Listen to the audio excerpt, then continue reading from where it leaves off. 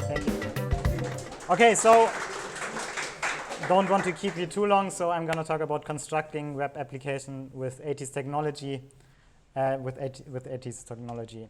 So I'm Michael. I'm, as Stefan said, one of the original founders of StahlstadtJS. I wanted to check back into Linz and see what you're up to. Turns out everybody is doing fine, and it's a great meetup. Yeah, it's really amazing what you do here. You can find me on the internet as Level Boss Mike on Twitter and on GitHub. And I also run, as my day-to-day job, I run an Ember.js consultancy called Effective Ember. So if you are building ambitious web applications with Ember.js and you need some help, I can help you with that and level up your team in the process.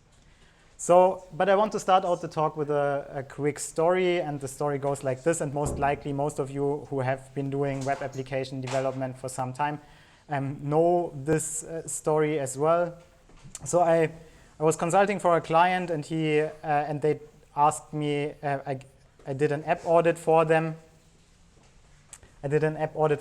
And we realized, hey, your application is super form heavy. Why don't you have a form abstraction?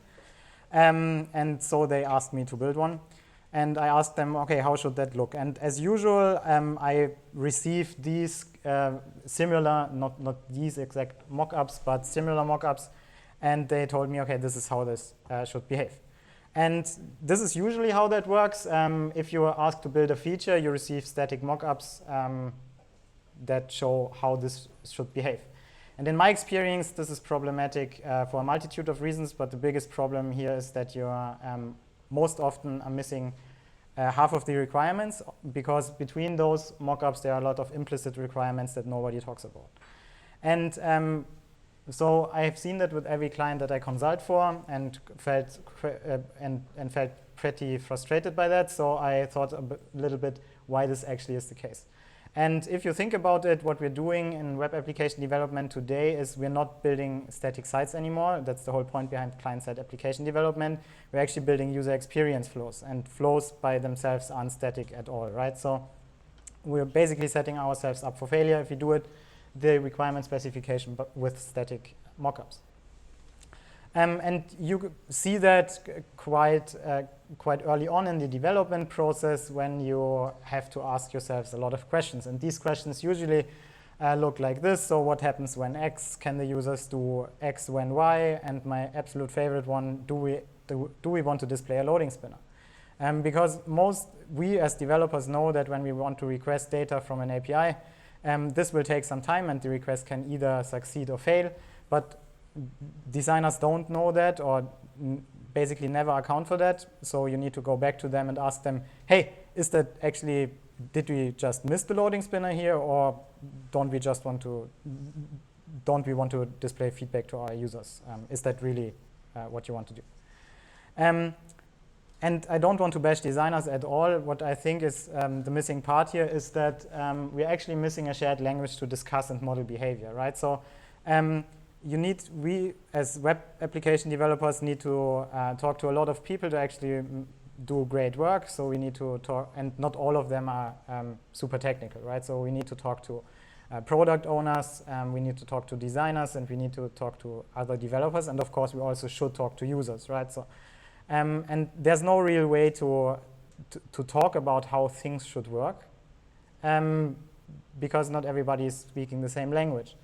And also, if you did get everybody in the same room and got to an understanding of how a feature should work, there's no great way to actually document that. So you could write it up as a prose document, but this gets out of date super quickly, and yeah, then you're then you have another problem, right? Also, receiving your requirement specification of static mockups isn't just bad for because you're missing half of the requirements. It's also bad for code maintainability. And the talk before me actually got into detail a little bit there, because what tends to happen is that you really start out implementing your features as these static things, And then you use conditionals to switch between these different static things, right? So you usually see stuff like is loading, is logged in, needs confirmation, can resubmit. And this is okay at first, but that gets out of hand very, very quickly, right? Because you need to keep all these conditionals. You first need to set them manually, and then you need to keep them in their head how things work, and you need to remember to reset them. And then if you don't do that, you might run into issues like we saw before, where we're in the error state, but the component still displays as loading, right? This would most likely, so using conditionals like that would be most likely okay in transformational systems like we're used in from the backend with APIs, where you just receive inputs, convert them via some kind of function, and then you return some output. But this is a transformational system, and we as a client-side developers aren't really dealing with transformational systems. We're actually dealing with a lot of state in our UIs, right? So we're building stateful UIs, and then these UIs need to react to user clicks or data arriving via a WebSocket, something like that. This isn't really a transformational system. This is stateful, needs to react to events, so this is actually a reactive system, right? And we could say, okay, this is just a hard problem. We're missing half of the requirements. We're always missing deadlines. And we just create those buggy programs. But I would actually want to ask, okay, can we actually do better?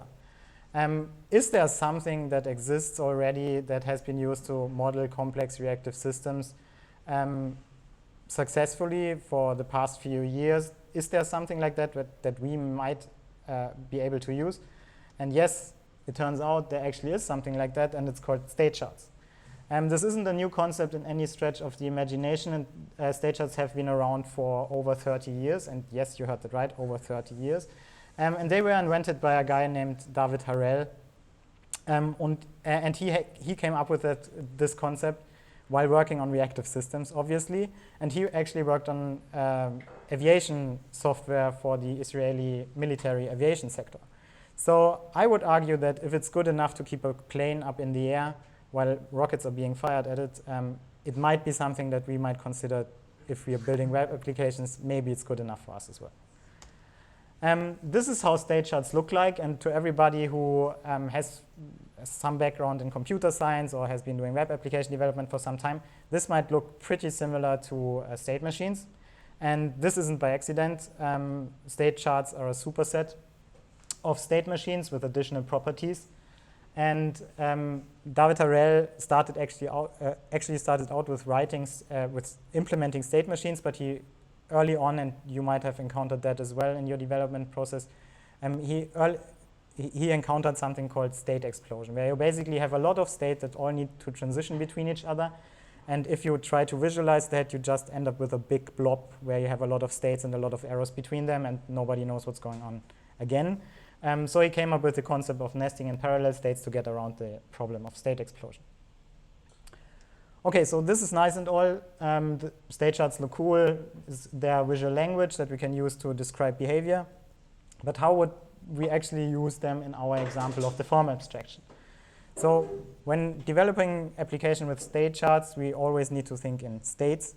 And if we look at these designs and think about what states are displayed in these static mockups, and we might come to the conclusion that on the left side there's some kind of idle state. Nobody has interacted with the form yet. There's no input. And on the right side there's some kind of error state. We don't know how the error got there, and this is exactly the reason why this is a problem with static mockups. Nobody knows what happens between the lines, right? So nobody knows what happens. Did the user click the login button? Why does the enter your password thing show up? So we have now identified these different states, and just to visualize as a state machine is good enough in this case because we don't need nesting. And just to visualize that this is what the designers gave us, which is not entirely true because this is more detailed than what the designers gave us. Here in this example, we start out in an idle state, and then we then we somehow can transition into an error state. And we figured out, okay, if we have an error state, there might be a success state as well. So this is actually more detailed than what the designers gave us.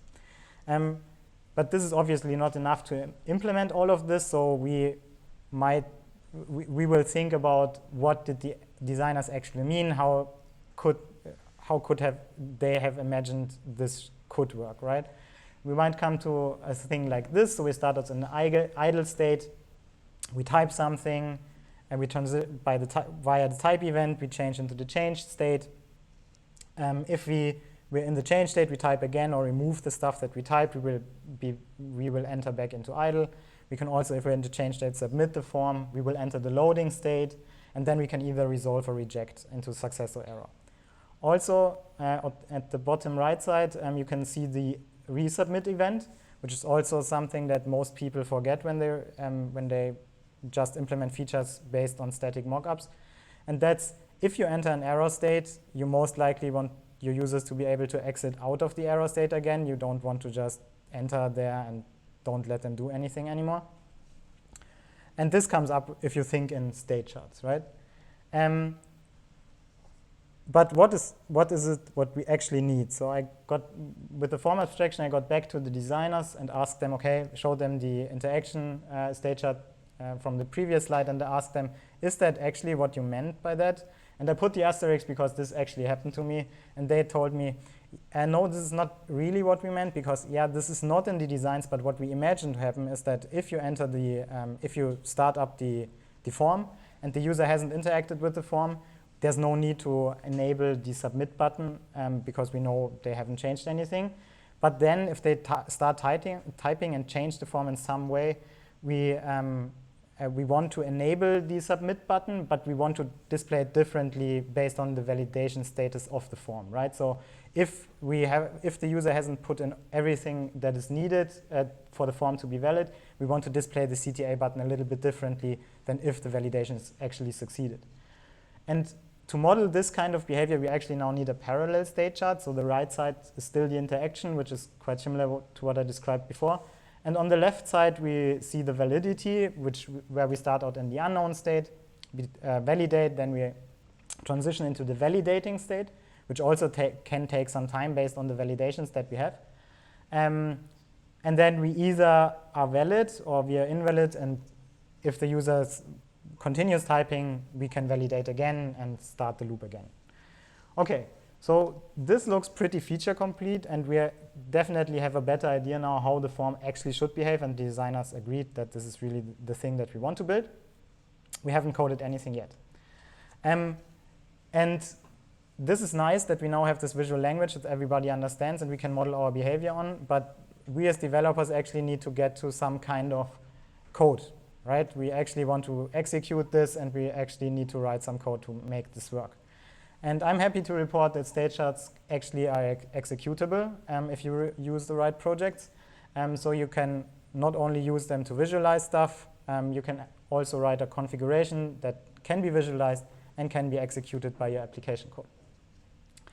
And this is, here's an example of a visualization and also the execution part of a Statechart. I'm from the Ember.js ecosystem, as I told you before. So, and in the Ember.js ecosystem, there exists a notion of add-ons that you can use to add behavior to your applications. And I wrote an add-on called Ember Statecharts that lets you implement this. But there are also other projects that exist. All of this in Ember Statecharts is based on the project XState. And in other frameworks, there also exists a wrapper for XState. I think there's one for React, and there's also one for Vue. OK, so let's see that in action real quick. So this is the Statechart editor. And the nice thing here now is that this is not only a diagram of how we expect the form to behave. This is also an interactive component that you really can use to try out how your components would behave in different scenarios. For example, on the left upper side, we see the validity state. And as I said, we start out in the unknown state. If you hover over, we see what would happen if we actually send that event to the state chart. So if we validate, we end up in the validating state. We're triggering actions based on the you can trigger actions in your state charts based on transitions or on when states are entered or exited. So now we entered the validating state. We can either be valid or invalid. Let's just be invalid for now. We switch into the invalid state. Now we're invalid, and now we can change again, and we're back into validating, and we'll execute the validate action. This is cool, and I told you that can actually lead to great components, and so I'll showcase that real quick. So this is the exact same. This is the exact same component that we saw implemented, and it's really using the state chart that I just visualized, where we just stepped through, right? So, and I'll just show you that this actually works. So one of the requirements that they told me about is if a user types into a field and then exits, so we start in the idle state, nothing is displayed, the user will type into a field. If they exit the field and the field fails validations, we will display that on that specific field, right? So there's a validation for the email address and also for the password. So if we type a non-email address into the field and exit the field, we will show a validation error. And now this is a new behavior that they also told me about. If you click this this CTA button that is in an invalid state, you can see that because it shows up hollow. If you click that, we won't actually submit the form to the backend because there's no need to, because we already know that the form is invalid. But we want to display feedback to the user what actually went wrong. So if you click it, all fields will show the validation errors that need to be fulfilled. So if we now fill out the form correctly, you can see that the button updates into a new state. It now shows up as a real CTA button. We click it, we have a loading state, and then we enter the error state, which is indicated here, so invalid login credentials. So everything works as expected for now. Now if we type in the correct credentials,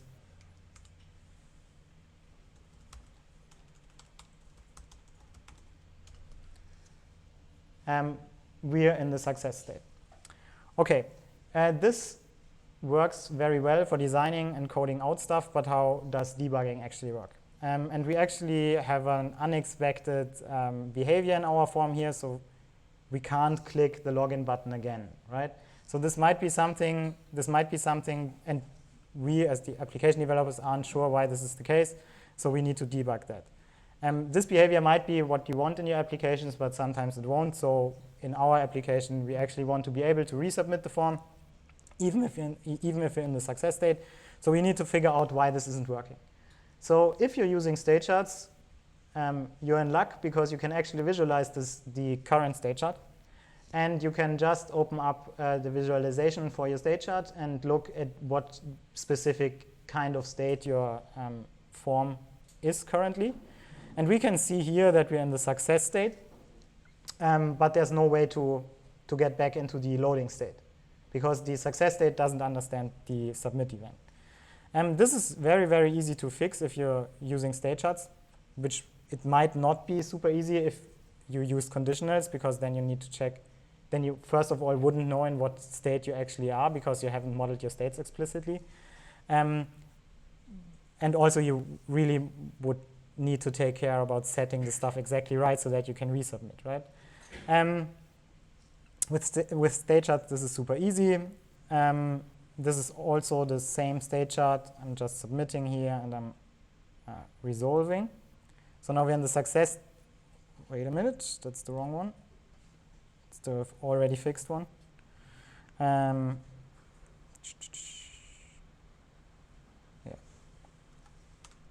Okay, so this is the state chart that we're actually working with. We change, we submit, we resolve. Now we're in the success state, and we can't get out of the success state because the success state is in dead state. If you're modeling your applications with state charts, you might get curious if you see a dead state, because most often you don't want to have a state that cannot be exited. Yeah. So this is very, very easy to fix in your state chart, though. If you want to be able to handle submit from your success state, you just add a new event to your state. Actually, I don't think I can. Ah, yeah, I can. Great stuff. Okay, so is it better now? Does it? Okay. Yeah, okay, so the only thing that you need to do now is you need to tell the state chart that this actually, the success state now also should react to the submit event. And if we submit from the success state, we want to transition back into loading, and then we're back in loading and we will fire the submit event again, and then we will resolve or reject according to the response from the API.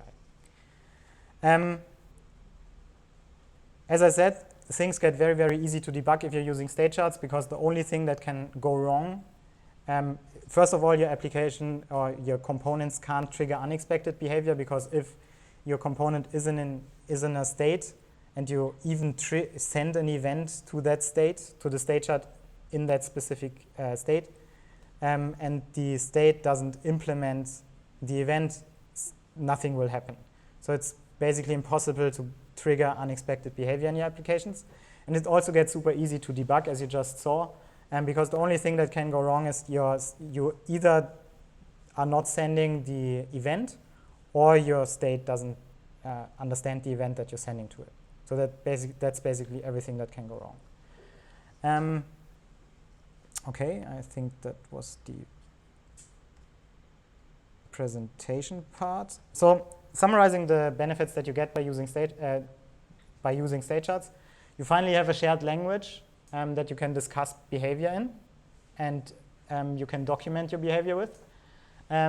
You model your behavior explicitly, which is a huge thing. You don't just start coding out static pages and then try to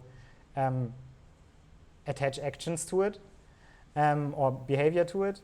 You really need to think about the stuff that you're building before actually implementing it. You will build more robust applications with it, because, as I said, it's basically impossible to trigger unexpected behavior.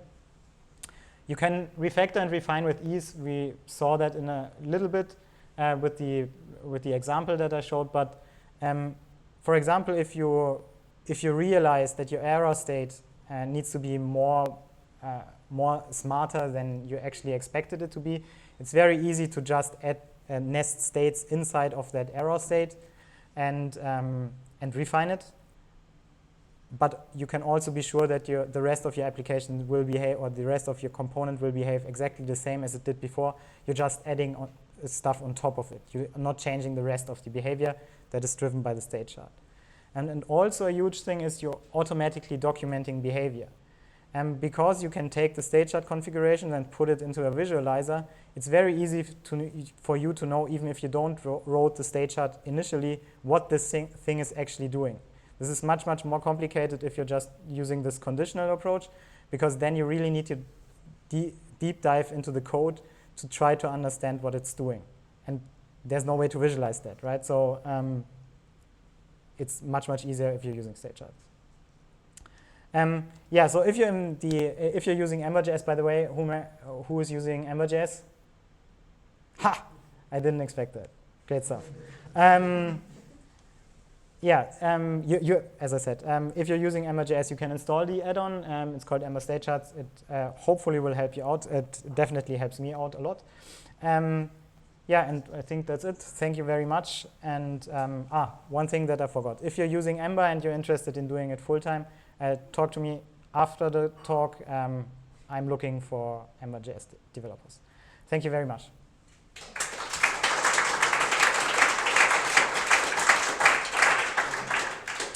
Are there any questions regarding state charts? Yes. Yeah. Awesome. Thanks for this continuation to my primitive approach to it. I'm on the way to tell my colleagues that this would be the great way to go, and my approach is just the way to it. So my question is, first, how do you convince designers to think in this way? And how do you convince developers that this is far superior to common? Okay, the first part of the question, how do you convince designers? honestly, I have the designers that I work with are not coding up these configurations, but honestly, I think they could, because it's just a normal JavaScript object, so it's not that hard to grasp. It's basically just a DSL that they need to know, and it's really not that complicated. But even if they don't use that approach, they can just send you static mockups again, and you get a big benefit that you really need to think about them explicitly and model your behavior explicitly. And then you can take, as I presented, you can take that state chart back to them and ask them, hey, we're actually missing a loading state here. Is that by accident? And then they most likely will say, what loading state? I modeled everything awesome. What's going on? And then you can just you can just click them, show them the state chart and ask them, here's a thing and no arrow goes out of it. Here's something that could happen and there's no design. Here's a state and there's no design for that. Please, we need a design for that. And also you missed the error state. And can we actually resubmit? So this is really quite handy if you need to talk to that. That's the shared language that I was talking about. And yeah, honestly, I think they could also come up with the configuration themselves. But it's more like it's also a workflow tool where you really can collaborate with people on your stuff. And the other one is how do you convince developers? Developers, you can just show them, and then you can. So for the people that I work for, I usually do code reviews and tell them, hey, this looks very complicated. Why aren't you using a state chart for that? Do you want to pair on that? Then I just show them, and then they are super blown away and will start using. In all honesty. Yeah. Sorry. Yeah. How this junk is that from the visual code from all the boilerplate that needs to go around to display stuff? Sorry, what? How much separation do you have between the logical code and the visual boilerplate that you need around? Yeah, I can actually show you that, but are you asking about, okay, we have the state chart, but how does this, Yes, do we actually do things based on it? Text box, or how does Yeah, this? I can actually show you the code. I'm not sure if that's too great if you don't know Ember, but I suppose it would be pretty similar with other things. So this is the actual, can you see that? Yes. Yeah. Okay, so this is this part of the actual UI form abstraction. So first of all, this is the state chart. This is basically really the thing that I just visualized to you. This is the DSL that you need to know. And this is the actual component. So, and this is what the actual component is doing. So on did insert element, that is just when the component gets rendered on the page. We will validate this. We will send the validate event to the state chart. And then in Ember, you have, if people trigger something by clicking on something, this will be handled by actions in your components. And the difference between what you would be doing normally is that you don't set, so either you call a function from your action, the submit thing will be called when you click a button. So in normal application development, you would do something like call a function, submit function or something like that. And this changes to let the state chart, we're just sending an event to the state chart and let the state chart figure out what's going on. So this will submit, will send the submit event. If you're in the change state and you resubmit, we can have conditions as well. So it won't transition into loading if the form isn't valid. So we need to be valid to actually do the transition. And as soon as we transition to the loading state, we will fire the submit action on the state chart, which will then perform a task, which is basically a function that you call. So the difference is that your component can implement logic, but the behavior that it triggers is handled, the state chart figures out what it will be doing, right? The only thing that the internal event that your users trigger will be sent to the state chart. The state chart will figure out what it needs to do, and then you will call a function based on that. So you will never call functions directly when a user clicks a button anymore. You will send on events to your state chart.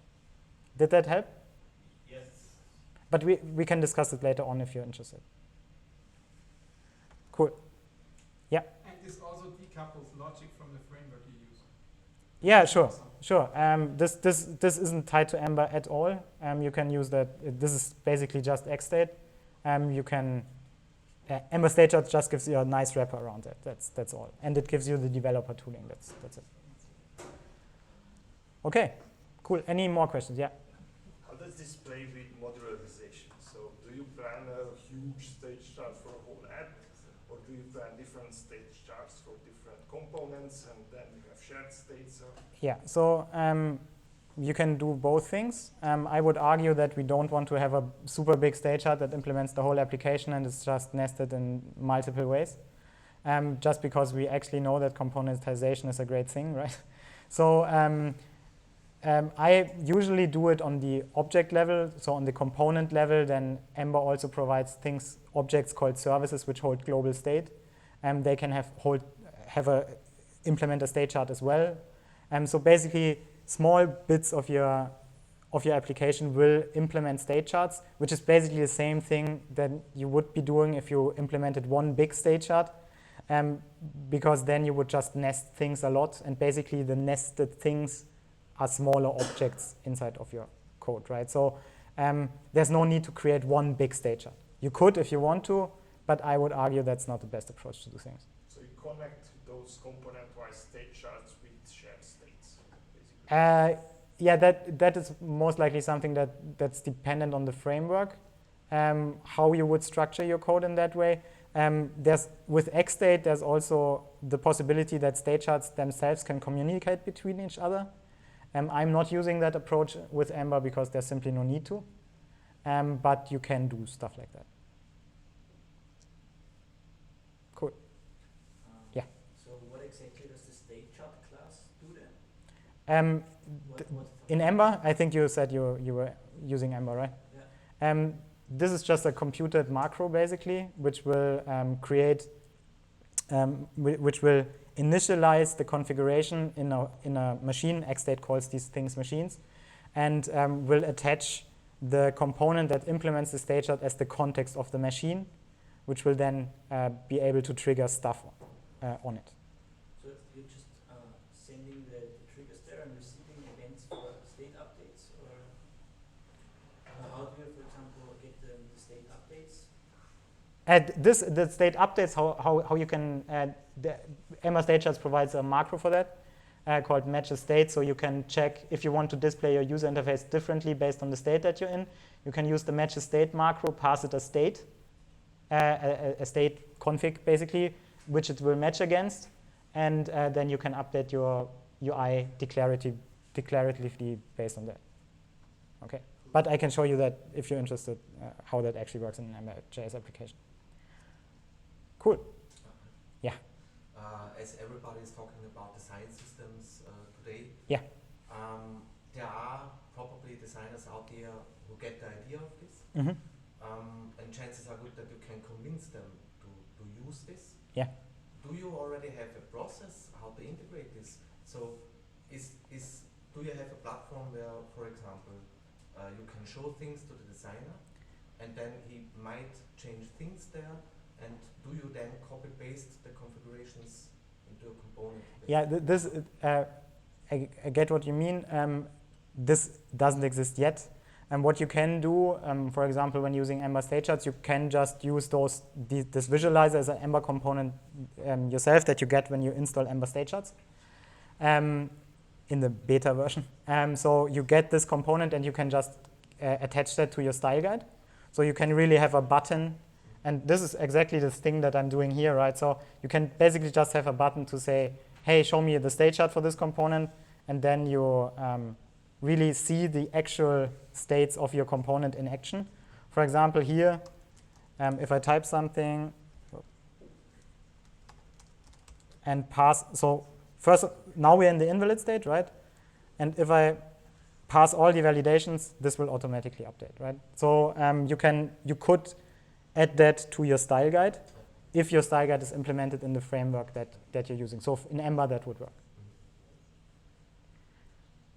Okay, cool. Yeah, please talk to me after the talk if you're interested.